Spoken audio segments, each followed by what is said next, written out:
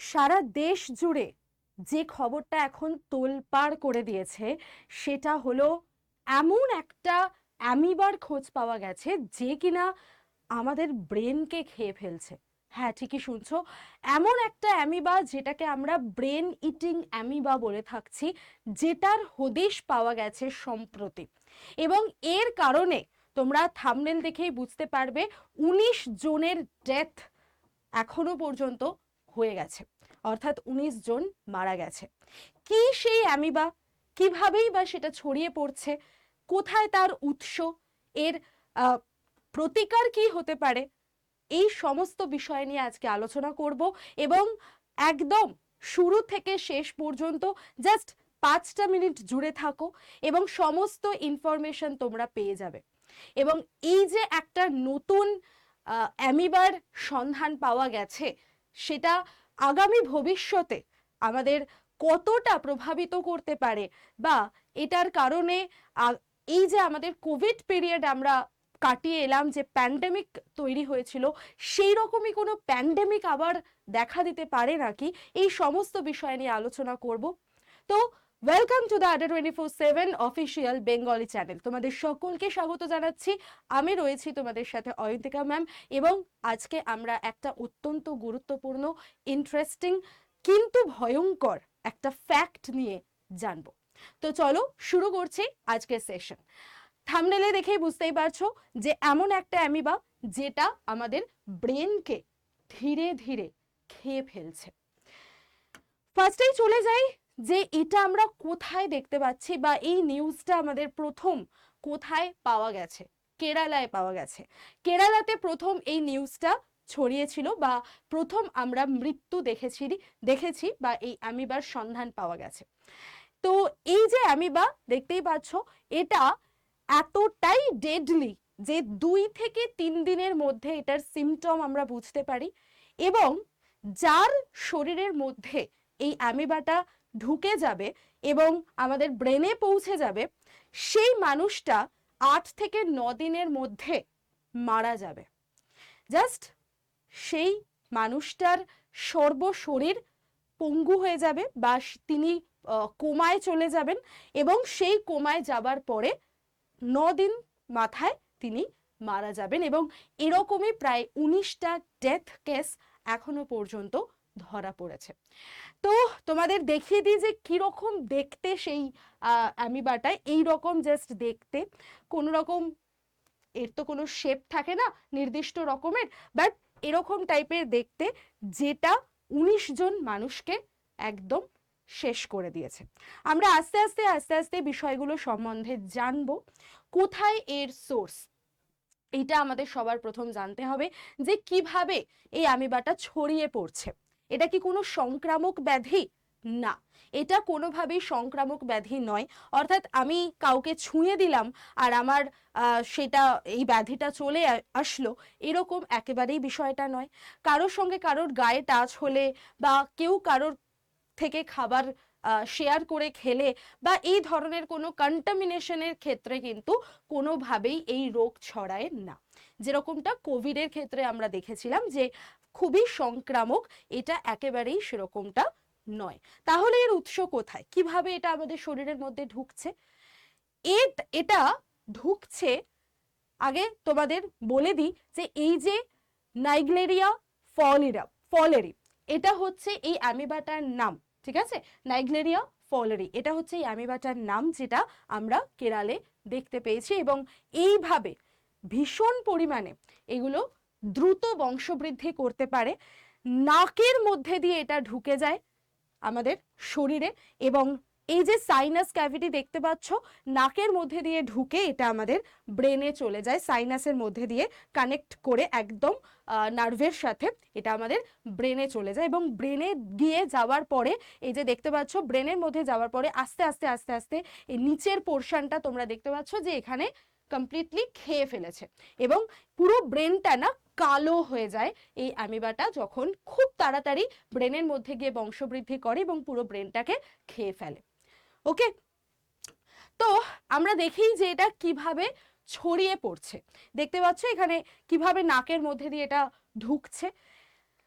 এটা ছড়িয়ে পড়ে এনভায়রনমেন্ট থেকে, পরিবেশ থেকে।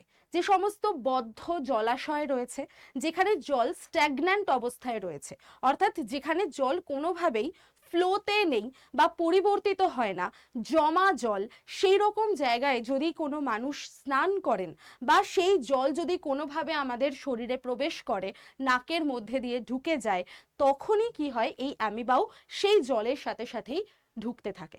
অর্থাৎ এই অ্যামিবাদের বাসস্থান তাহলে আমরা পেলাম হলো স্ট্যাগন্যান্ট ওয়াটার, ওকে, যেখানে জমা জল আছে।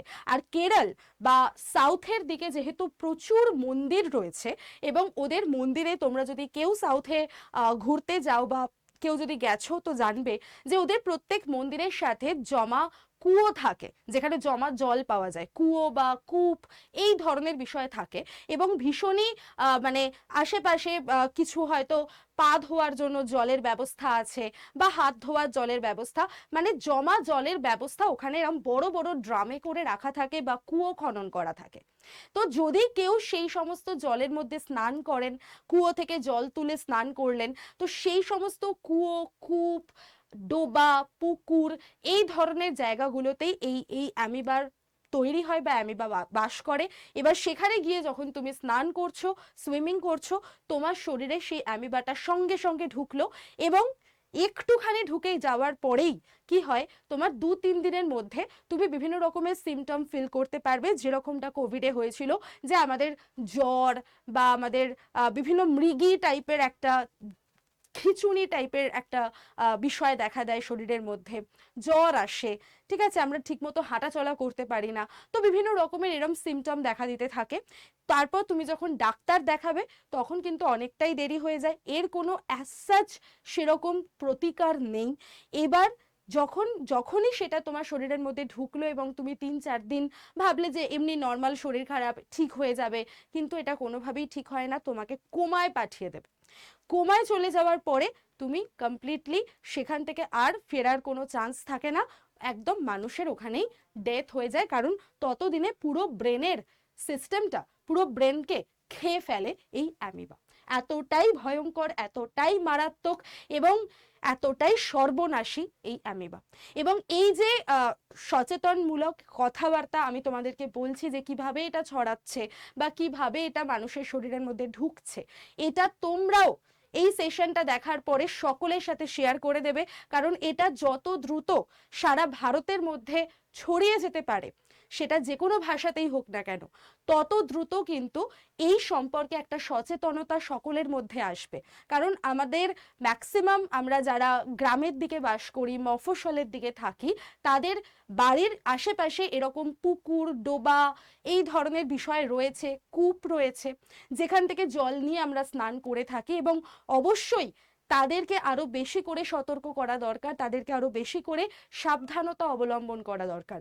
যে সমস্ত জলে ক্লোরিফিকেশন ভালো হয় না, অর্থাৎ মানে আমাদের ক্লোরিন দিয়ে তো জল পিউরিফাই করা হয়, তো সেই সমস্ত জলে ধরো সেই বিষয়গুলো পরিশুদ্ধ হচ্ছে না, যে কোনো জল জমা অবস্থায় অনেক দিন রয়েছে, সেখান থেকেই আমরা খাবার জল নিচ্ছি, সেখান থেকেই আমরা স্নান করছি, সেই সমস্ত জলেই কিন্তু এই অ্যামিবা থাকার সম্ভাবনা 100%, এবং সেখান থেকেই কিন্তু এইভাবে রোগটা ছড়াচ্ছে।